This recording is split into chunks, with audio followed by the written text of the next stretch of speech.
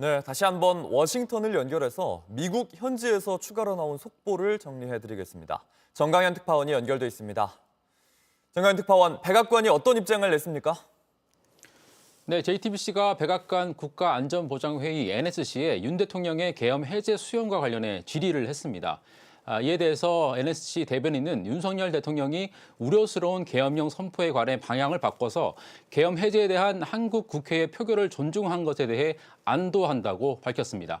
국무부가 법 절차를 준수하기를 희망한다고 밝힌 데 이어 윤 대통령이 국회 결의안 수용 입장을 밝히자 백악관은 일단은 다행스럽다는 분위기입니다. 다만 바이든 대통령의 공식 반응은 아직 전해지지 않고 있습니다. 아프리카 앙골라를 방문하는 중에 관련 질문을 받고 브리핑을 받고 있다면서도 구체적인 언급은 하지 않았습니다. 직접 들어보시죠. Mr. President, anything on South Korea, martial law? Just getting briefed on it. Just getting briefed. I haven't heard anything. Thank you. 현재 계엄과 관련한 한국의 종합적인 상황을 바이든 대통령이 보고를 받고 있는 것으로 알려지고 있습니다. 조만간 바이든 대통령의 정리된 입장이 나올 것으로 예상됩니다. 네, 일단 안도한다는 입장을 백악관이 밝혔지만 이 계엄 선포 상황을 사전에 몰랐다는 거죠?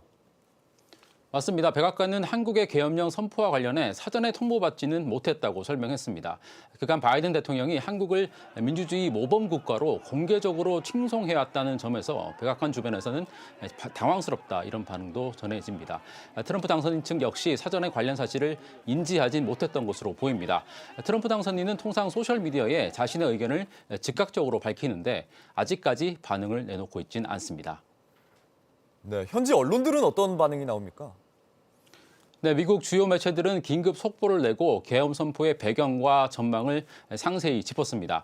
뉴욕타임스는 민주주의를 강조해온 바이든 대통령 입장에선 한미동맹이 최대 시험대를 맞이하게 된 셈이라면서 윤 대통령의 느닷없는 계엄령 선포에 대해서 독재 정권에 대한 기억을 불러일으켰다고 지적하기도 했습니다. 워싱턴 포스트 역시 1980년대 한국에서의 군사적 통치 방식에 대한 고통스러운 기억을 끄집어내게 했다고 꼬집었습니다. 특히 CNN은 실시간으로 저희 JTBC 특보 화면을 함께 송출하면서 속보를 전하고 있습니다. 출연한 패널들은 아시아의 민주주의 모델로 불리는 한국의 대통령이 정치적 해결이 아닌 군대를 동원한 해법을 내놓은 것에 대해서 충격적이다 이런 반응을 내놓기도 했습니다. 지금까지 워싱턴에서 JTBC 정강현입니다.